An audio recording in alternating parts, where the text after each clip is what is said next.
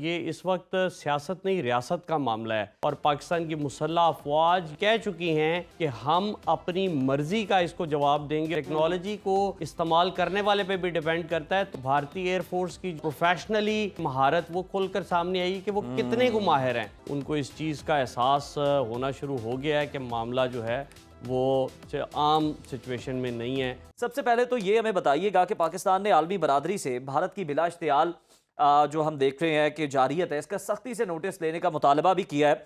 क्या आप समझते हैं कि बैनुल अक़वामी बरादरी भारत को जवाबदेह ठहराएगी? इस ज़मन में पाकिस्तान को क्या कोशिशें करनी चाहिए? मसीह उज़ैर, आपने बड़ा वैलिड सवाल पूछा है कि क्या भारत जो है वो इसको उस तरीके से लेगा कि बैनुल अक़वामी बरादरी का जो प्रेशर है उस पर असर करता है।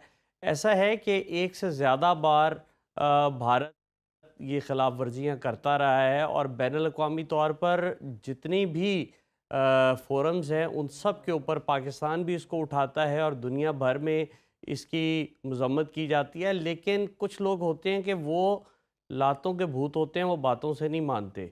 तो ऐसी सूरत में जो कि अभी पाकिस्तान का अगर हम मामला देखें तो ये इस वक्त सियासत नहीं रियासत का मामला है। तो इंटरनेशनली उसे जो भी कहा जाए, या जैसे डोनाल्ड ट्रंप कह चुके हैं कि जी मैं मीडिएशन के लिए तैयार हूँ, या इराक़ची जो हैं वो ईरान के वज़ीर ख़ारजा वो भारत पहुँच चुके हैं, मगर उसके बावजूद पाकिस्तानी कौम और पाकिस्तान की मुसल्लह अफवाज ये तवक्को भी रखती हैं और ये कह चुकी हैं कि हम अपनी मर्ज़ी का इसको जवाब देंगे और हमारा राइट है, क्योंकि हमारे ऊपर आप लोगों ने रात के अंधेरे के अंदर जो है हमला किया है।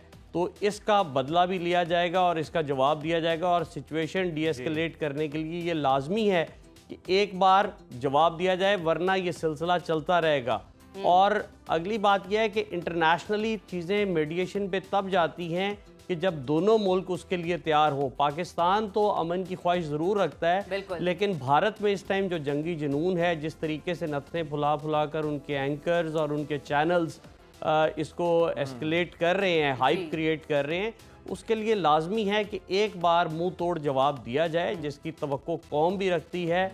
और इंटरनेशनली भी प्रेशर तभी बिल्ड होता है जब आप मजबूत होते हैं। प्रोफेसर साहब, आप तो मीडिया स्टडीज़ पढ़ाते भी हैं स्टूडेंट्स को, ज़रा ये भी बताइएगा, आपने भारतीय मीडिया की बात की, हमने देखा कि पहले तो बड़ा शोर मचाया जा रहा था नथने फुला फुला कर और इस तरह से चीख चिंगाड़ कर जनाब बातें हो रही थी कि हमें अब जंग चाहिए, कोई स्ट्राइक नहीं चाहिए पाकिस्तान के खिलाफ। लेकिन जब तैयारे गिराए पाकिस्तान ने तो मुकम्मल जो है वो खामोशी थी इंडियन मीडिया पे। क्या बौखलाहट का शिकार है, हाथ पैर फूल गए हैं कि अपनी आवाम को सच भी नहीं बता रहे कि हमारे राफेल तैयारे गिरे हैं जो हमने इतने महंगे दामों करप्शन करके ख़रीदे थे? हाँ, ये एक बड़ी सोचने वाली बात है कि भारतीय वज़ीर ख़ारजा, उनके प्रेसिडेंट, उनके आर्मी चीफ तो उनके खैर पहले भी नहीं बोलते, तो उनके वज़ीर आज़म भी खामोश हैं। उसकी वजह यह है कि वो तवक्को नहीं रख रहे थे। वो राफेल जिनको बड़ा हाई रेट किया जा रहा था और उनके भारतीय फ़िज़ाई बेड़े में जिस टाइम उनको रखा गया तो उस टाइम नींबू और वो नारियल फोड़े गए। तो आप देख लें कि ऑपरेशन सिंदूर का फिर अंजाम जो है वो एंड पे कहाँ जा रहा है। तो ऐसी सिचुएशन वो तवक्को नहीं करते थे, क्योंकि एक चीज़ होती है टेक्नोलॉजी को इस्तेमाल करने वाले पे भी डिपेंड करता है। तो इसमें भारतीय एयरफोर्स की जो प्रोफेशनली आप समझते हैं ना कि महारत वो खुलकर सामने आई कि वो कितने को माहिर हैं। और पाकिस्तान की एयरफोर्स पहले भी खत्ते में नंबर 1 थी, दुनिया के अंदर भी शायद मेरा ख्याल है दूसरे तीसरे नंबर पर होगी। और मैं उम्मीद करता हूं कि ये आइंदा भी पाकिस्तान एयरफोर्स इसी तरह का जवाब देगी और कौम का सरमाया इफ्तिखार बनी रहेगी। हुसैन साहब, ये बात तो आपने बिल्कुल ठीक की है। राफेल तैयारे फ्रांसीसी कंपनी के थे, डसॉल्ट एविएशन के, उनके तो शेयर्स गिर गए हैं, लेकिन हो सकता है और मुमकिन भी है कि भारतीय पायलट्स के निकम्मेपन की वजह से ये सब हुआ है। अच्छा, मैं आपसे मजीद जानना चाहूँगी, वज़ीर आज़म ने 2 टोक अल्फाज में मोदी हुकूमत को पैगाम दिया है कि भारत ने जंग शुरू कर दी है और मंतकी अंजाम तक हम पहुँचाएंगे। पाकिस्तान का जवाब क्या हो सकता है और किस नौयत का होगा? पाकिस्तान का जो जवाब है वो 3 तरह से हो सकता है। पहली बात ये है कि पाकिस्तान उसका जवाब मिलिटरीली देगा, ठीक है, नंबर 1, और वो बनता भी है कि ज़ाहिर है आपकी एयर स्पेस वायलेट हुई, आपके सिविलियन जो आबादी थी उनकी कैजुअलिटीज़ हुई और आपके 31 शहीद हुए, 57 ज़ख्मी हुए। एक बात। दूसरा, बैनुल-अक़वामी तौर पे इसका जवाब दिया जाएगा, तमाम ममालिक को और बैनुल-अक़वामी फोरम्स के ऊपर इसको उठाया जाएगा। और तीसरा है नेशनल लेवल के ऊपर एक जिसे कहते हैं ना कि यकजहती और यगानगत जो है उसके तौर पे दिया जाएगा कि पूरी कौम कतई नज़र तमाम सियासी इख्तलाफात के पूरी कौम एक होगी। तो ये एक तीन जहती पैगाम पूरी दुनिया में भारत को भी दिया जाएगा और दुनिया को भी दिया जाएगा ताकि ये पता चल सके कि पाकिस्तानी एक जिंदा कौम है। अच्छा सर, हम इससे पहले आप बात कर रहे थे कि यकीनन टेक्नोलॉजी जितनी मर्जी अच्छी हो लेकिन उसको इस्तेमाल के काबिल होने चाहिए, निकम्मे ना अहल नहीं होने चाहिए जो कि इस तरह जाके फिर अपना मजाक उड़वाएं, कंपनी के भी शेयर्स गिरवा दें। तो सर अगर हम सूरत हाल को देखें तो क्या जो राफेल बनाने वाली कंपनी है, पहली खेप उन्होंने इंडिया को दी थी, क्या अब आपको लगता है कि जिस तरह से उन्होंने वो कंपनी को भी बदनाम करवाया बेचारी, तो अब इन्हें दूसरी खेप मिल सकती है? अच्छा, इसको थोड़ा सा और इंटरनेशनल पर्सपेक्टिव में देखें तो बैनुल-अक़वामी ताकतें जितनी होती हैं उनका मसला ये होता है कि उन्होंने अब एक बिज़नेस करना होता है और ये पूरी दुनिया के अंदर हथियारों का बिज़नेस जो है सबसे मुनाफा बख्श बिज़नेस होता है। भारत को इससे पहले ये जैसे ये इंसिडेंट हुआ है पाकिस्तान वाला और ये अटैक हुआ है, इससे पहले F-35 की डील जो है वो अमेरिका से ऑफ़र हुई थी लेकिन उन्होंने इस पर इनकार किया था।